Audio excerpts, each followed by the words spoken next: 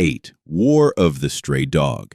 In 1925, 10,000 Bulgarians and 20,000 Greeks went to war.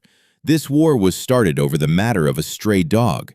A Greek soldier chased his dog across the border. A Bulgarian guard shot him dead. Both sides got angry. Bulgarian officials had said the shooting of the soldier was just an unfortunate incident and said it would investigate the matter. An ultimatum was given to the Bulgarian government to get down on your knees and apologize, punish the men who did the killing, and also give 2 million French francs to the families of the soldiers that died. The Bulgarians weren't prepared to do that. Soon, Greek troops invaded Bulgaria.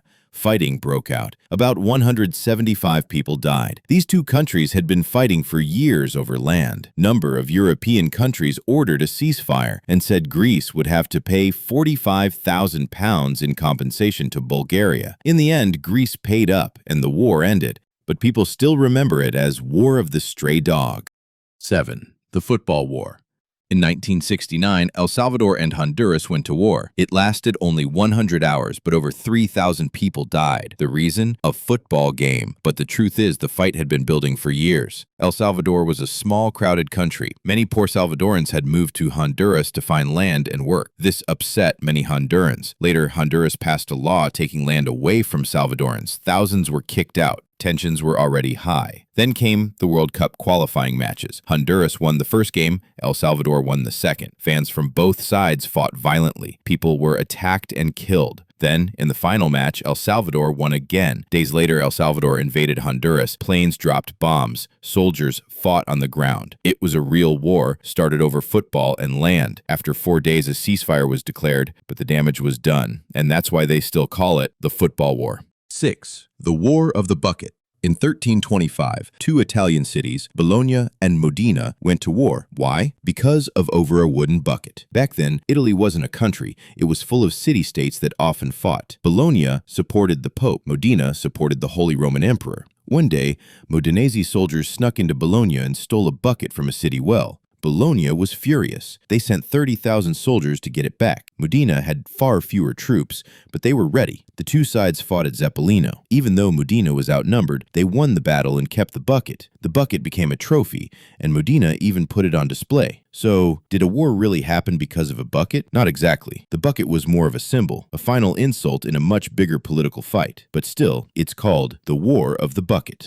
5. A Cut-Off Ear War. In 1731, a British trader named Captain Robert Jenkins was sailing near Cuba. Spanish sailors stopped his ship and searched it. They thought he was smuggling, so they tied him up, searched his ship, and threatened him. Then things got brutal. A Spanish officer cut off Jenkins' ear and said, "Take it to your king." Jenkins returned to Britain with the severed ear in a jar. At first, nothing happened, but 7 years later, in 1738, Jenkins told his story to the British Parliament. People were shocked and angry. By 1739, Britain declared war on Spain. The war was called the War of Jenkins' Ear. But let's be honest, the war wasn't really about an ear. It was about trade, money, and power in the Americas. The fighting lasted until 1748, and it was bloody. Britain lost over 30,000 soldiers, and both sides lost hundreds of ships. History remembers it for one thing: a cut-off ear that started a war.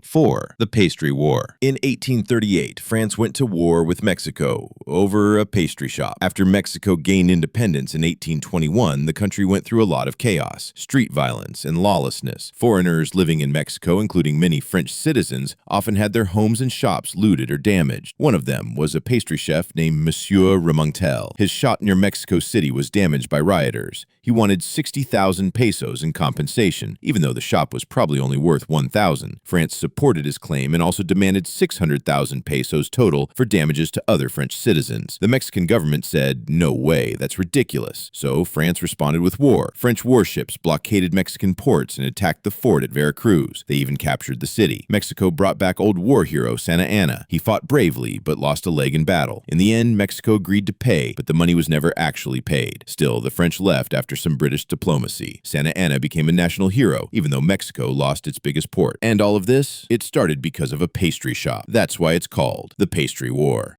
3. Flagstaff War. In 1845, a war broke out in New Zealand. It was called the Flagstaff War, or Honeheke's Rebellion. It started with a flagpole, but like many wars, that was just the last straw. Here's the background. After signing the Treaty of Waitangi in 1840, the British officially annexed New Zealand. Many Maori chiefs, including Honeheke, signed the treaty, but later they felt betrayed. The capital was moved to Auckland. New taxes hurt local trade in the Bay of Islands. Fewer ships meant less income for Heke's people. Then came other insults. A Maori man was executed by the British. The British raised their flag high in Maori territory. To Heke, this was a symbol of British control. So in 1844, his allies chopped it down. The British raised it again. Heke cut it down again, not once, but 4 times. Eventually, Maori warriors attacked and burned Kororareka, a British town. Dozens were killed on both sides. The British sent warships and troops, but after nearly a year of fighting, neither side could fully win. So in 1846, they signed a peace agreement. The war ended in a stalemate, but the British still held power. All this because of a flag. But as always, the flag was just the final spark, not the real cause of the fire.